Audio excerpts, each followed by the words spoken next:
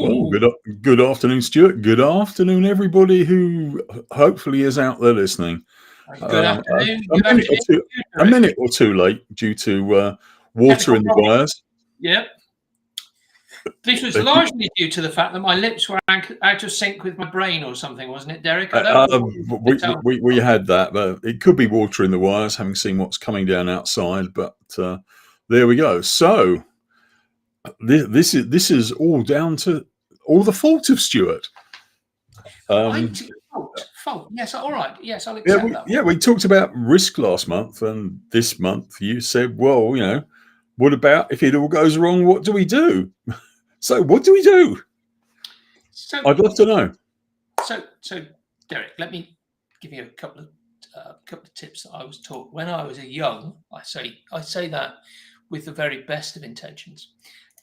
Young manager. I had been put in charge of. I started some businesses, and I was never as controlled as I should have been. Thinking activity was better than thought. Now, there's a long story behind why I thought activity was better than thought, but it was eventually pointed out to me by a very gentle Ned that was brought into the company. He sat me down and he said, do you realize you don't have to make a decision immediately? And definitely not when you're in a bad mood. And I thought, I thought I had to make decisions rapidly, that everything needed. He said, you sometimes have got opportunities to actually delay your decision. In fact, you can let your team make a decision and 3 weeks later go, do you know, I think we've made a decision. Let's back up a bit and see whether or not there's another way of doing it. So my question to you, my opinion to you this, you always have to act immediately. What this guy said to me, and he died years ago, so I can't get him on the phone now and explain it all to you again, but let me explain to you what he said to me. He said these things. You have often got time. So don't decide to yourself, I have to make a decision immediately. Tell yourself, let's see how this goes. Now that you might think that doesn't make sense for certain risky decisions you have to take. You might think to yourself, this decision, once it's taken, there's no reversing it. That is a different situation. So his essential to me was this. Depending upon the risk of your decision, depending upon whether or not this is a decision which is definitive and can't be reversed, or whether or not there is an option out of it, you can take a lot of time to do some thinking over a one-way decision, as he called it. You can spend a lot of time doing the analysis and making sure it's the right decision. But if it's a reversible decision, if it's a decision which actually you can just sort of let it ride for a couple of weeks and go, hey, let's turn around and make it do something else. Make that decision with almost no analysis. If the team want to do it, just let them do it. Stop trying to make that the heavy analysis and let them do it for a couple of weeks. And then if it doesn't work out, you turn around and go, hey, we tried. Let's go backwards. There is too much time that we spend believing that a reversible decision is truly irreversible. And we put a lot of emphasis, a lot of effort into doing analysis when there's just no need to do that. You can actually say, let's just, as somebody put it to me, you can put it in the flick it bucket. That's not the word I use. You can put that into the flick it bucket. Let's just do it. And I think we spend a lot of time as leaders, as people that are in charge of these things, doing analysis that we don't need to do. Yes, there are risks. Sometimes those risks are worth a choice. It's a little like the analysis my wife does when she wants to buy some clothes.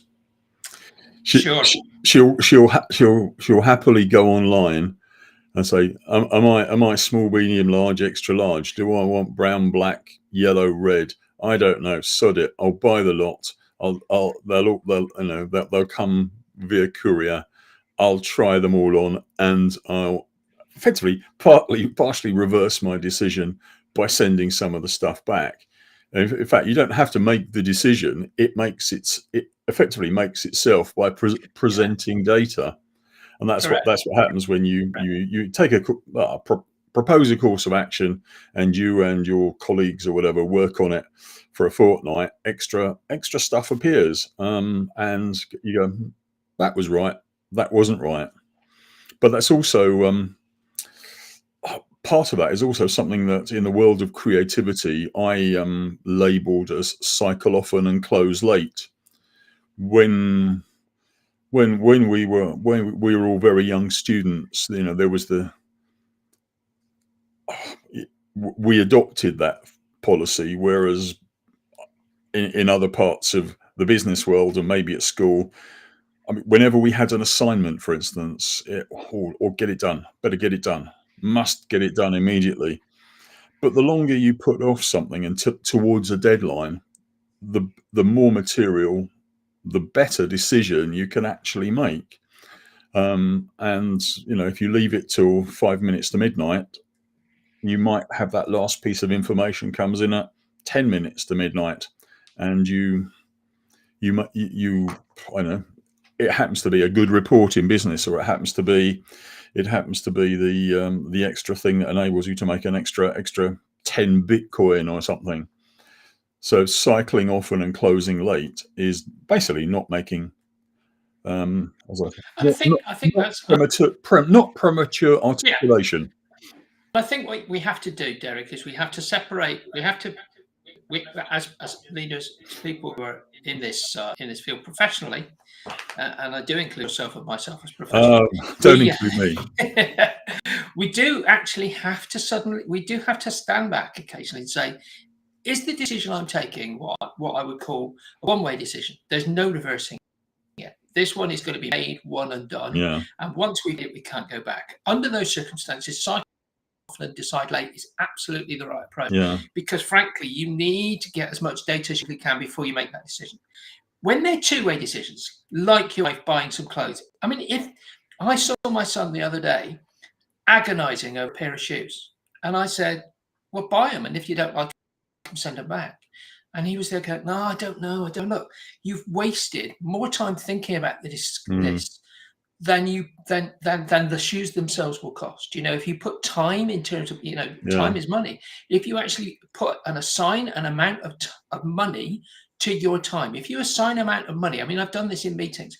I had an online clock once where we put in everybody's salary, how much time the meeting was going to take. And I said, this meeting is costing us, and we had some very expensive people in this meeting.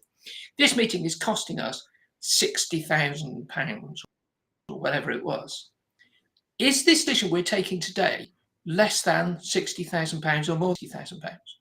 And somebody looked at it and said, well, it's virtually nothing. And said, in that case, we'll take the decision. We'll say yes now, and we can disband this meeting and get on with something else. Because frankly, I don't want to waste 60 grand on something which is 12 grand's worth of activity. So we'll just say yes. And if it's the wrong decision, we'll reverse it next week. And people looked at me as if to say, but you can't do it like that. Yes, you can. If you are wasting time doing analysis and having a lot of people doing analysis, something which is reversible and frankly low value, just for goodness sake, get on with it. Yes, you can say there's a risk, but if it's a two-way decision, if the risk is going to be that you can just change, then just take the decision, get on with it and reverse it.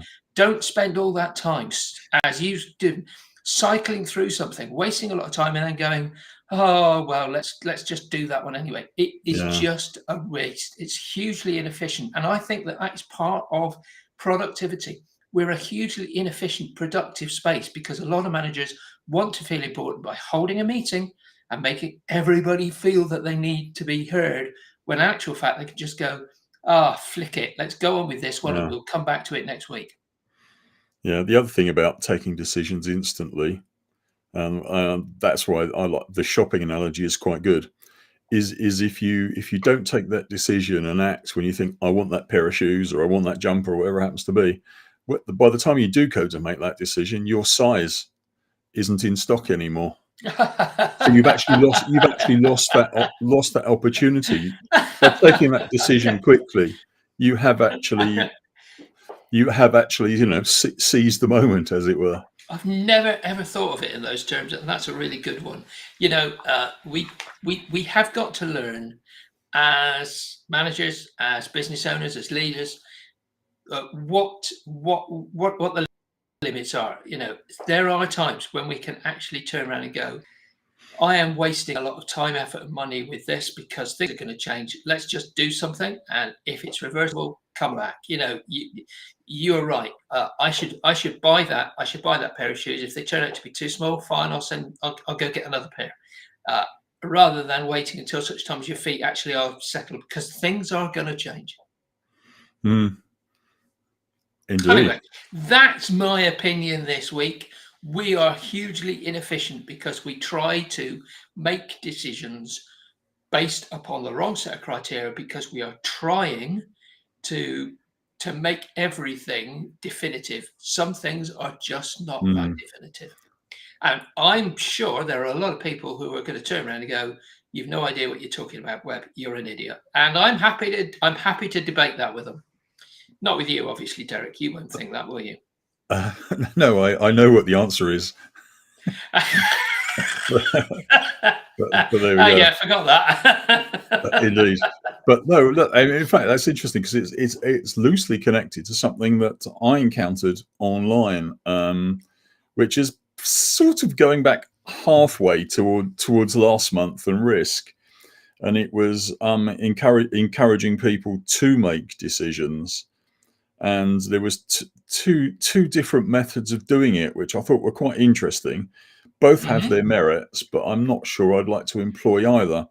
One was, I believe, done inside IKEA, and it was basically you cannot make a decision in kind of IKEA. It is impossible.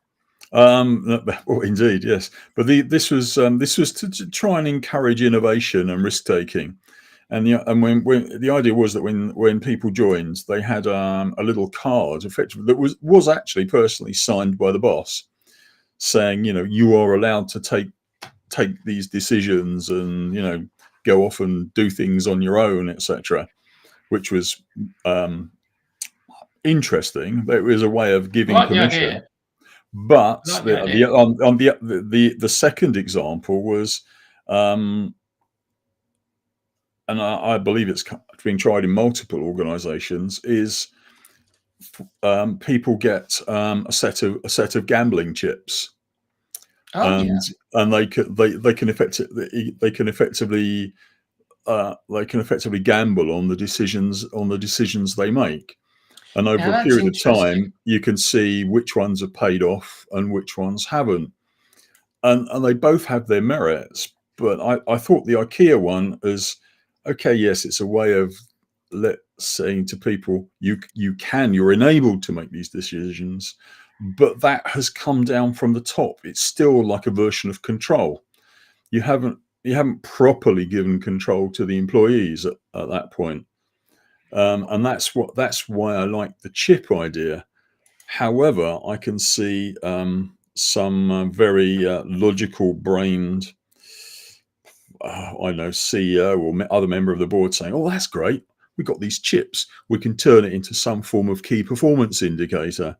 Yeah, which again isn't the right thing to do. And what you're trying to do is influence the culture of the organisation towards risk taking, towards making decisions, be they reversible or not. So yeah. So I guess the long-winded way of doing this is effectively saying, how do we embed this way of taking decisions, cycling often and closing late, or taking decisions immediately? How do we embed that? How do you get everybody to buy into it? So I think this is always difficult, isn't it? Because if you look around any team, we've done the sort of psychology of this often. The sort of, you'll find there are the sort of four, the four sort of types that you get in any one of these sort of like the disc profile. You get people who are happy to make decisions, those who need more time to do the analysis, those people who want to appease everybody. Just been dealing with one of those today, actually. Guy who is he just wants everybody to be happy. His only driving force is for everybody to be happy. And he's trying to reach a consensus on something for which there is no consensus. There just won't be. He's got somebody on his team who is, he himself is also very deeply wanting to make sure that all the I's are crossed and all the T's are dotted, and he is looking for every bit of analysis. At the end of the day, I basically went into this because I was asked to see if I could sort of help break some of this deadlock. And I went, who's the person that's most going to carry the can for it? And the answer was, it's so-and-so. And said, okay, how do they feel about this? Well, we haven't asked them. Well, let's get their input. It's basically the customer services director. He's the guy that's going to end up owning the decision, and he's outside of the decision-making process. All right, let's get him involved. Let's make sure that they're happy. He turned around and said, I'm happy for so-and-so to actually make the decision. Terrific. Unfortunately, that person is now trying to drive a consensus. How are you going to break the deadlock? And he said, well, basically, I want this output. Right? They don't know that. They need to hear that. So once again, we're back to what's the key deliverable? What's the key indication? Whatever you want to call it. What is the thing that people have to know that they're going to do? And it was one of those two-way decisions. If they make the wrong decision, there's no consequence. So you get back to the groups trying to make the decision. And you go, guys, two things. This is what you're driving at. You've lost sight of that. He's not really explained it. Two, if you make the wrong decision, no problem. Nobody's going to there's no consequence to it. There's nobody going to be sacked, nothing. Okay, now they know that. They're happier to explore some of the analysis they've got, make the decision, and if it doesn't work out, they know nobody's going to get sacked, so they're all good. Now, that has taken several weeks to break that deadlock because nobody set the rules out. The important thing is everybody needs to know the rules. Yeah, it highlights another thing when people usually higher up ask people to make decisions, and the decisions aren't about outcomes; they're about courses of action. Of course, Should we or you be taking this course of action or that course of action? But if you say, well, actually, I want output A or output B or output A in whatever way you decide you want to do it, it's usually much, much easier to do. Exactly. And that's all that anybody ever can ask for. So for me, it became simple once we got that. What's the output we want of this? And this is something we forget as a long time. Go back to the risk thing. We forget that the output of these things has an impact upon our risk profiles, and we don't take that into account. So why not? Because we don't think about outputs enough. We think about the activities and the actions. We don't think about what's the final end result. And the end result will carry a level of risk. Now, once again, if that risk is low and it's a two-way decision, who cares? Don't bring everybody into a room and make them spend hours and hours and hours thinking about things. It's just not worth it. In fact, some very good examples of risk taking. I don't know if anybody listening in was watching telly last night, the DIY SOS project for children in need. I missed this one. It was, well, it depends. If you like wiping tears from your eyes, it's a good one. But it was massive. I believe they had, it wasn't just 70, 80, 90 guys on site. There were several hundred. Wow. It was absolutely massive. But you usually find with those guys, when they hit a problem, there's no great big sort of conference about how to sort it. It gets done. And there were several instances last night where it was, oh, well, I'll tell you what, if I did this, that would solve the problem. Yeah, okay, fine. And that's it. Had they been the wrong decision, somebody else would have said, I'll insert an extra bit of timber in there and we'll fix it that way. It is worth watching just for that, because there were several instances where, they had to enlarge the door frames and this sort of, and, it just got done. They did this fantastic build in 11 days. Wow.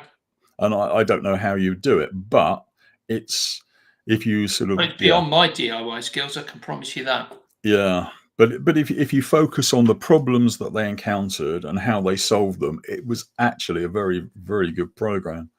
So for anybody out there in LinkedIn land, go and have a look. Brilliant. But that's after you've donated, of course. Listen, I think what we've agreed, or maybe we've just opined on, which is what we're here to do. What Indeed. we've opined on here is the fact that decisions are often taken without thinking about the output. What is Indeed. the reason you're trying to make the decision? Some of those decisions, low risk, can be reversed. Don't spend a lot of time thinking about them. Some of those decisions are high risk, need a lot of analysis. In those situations, make sure that you're always cycling through the data, looking for the data, and close Yeah. late, because you don't want to make a decision that's the wrong one. But for goodness sake, don't spend more on your decision than the risk, because you will have to balance decision against risk. And too many people, I think, are over balancing their decisions against the risks that they're taking. Risk does have a consequence, but so does time taken to make a decision. And a lot of time, we don't want to make a decision because somebody doesn't want to take the risk. The risk could be low, so take the decision. Yeah. Too often, the boss is actually needing you to move forward so he can spend the money somewhere else. Indeed. So yeah, nicely summed up there, Stuart. Oh, I thought so. Well, that's that's why you have me on this, don't you, Derek? So that I can do this, the sum up, and you can do the opinion. No, it's just to make me look good, to be honest. Oh, okay. That's that as well. That's the only reason. So there we go. That's it for this week. So this month even. So we're back next month, a week later. We have already decided we're just in time for Christmas. So Friday, the 19th of December, and we'll find a nice little Christmas present to give people. I've got a funny feeling that will be our Christmas party, because a lot of people will surely be thinking by that stage, I don't want to make any more decisions. I've had to spend this much money on my Christmas presents. Indeed. So yeah, we will have to find something sort of innovative around Christmas. Yeah. So probably something to do with some of the myths that are flying around about Christmas, and whether or not they could genuinely be thought to be true or risky. Indeed, I know an awful lot of health and safety stuff around Christmas, which makes quite a good laugh. But yeah, let's do that then. But yeah, so okay, we'll see you all next month then. So it's goodbye from me. And it's goodbye from him, as they say in somewhere. Whoops! Oh, that's the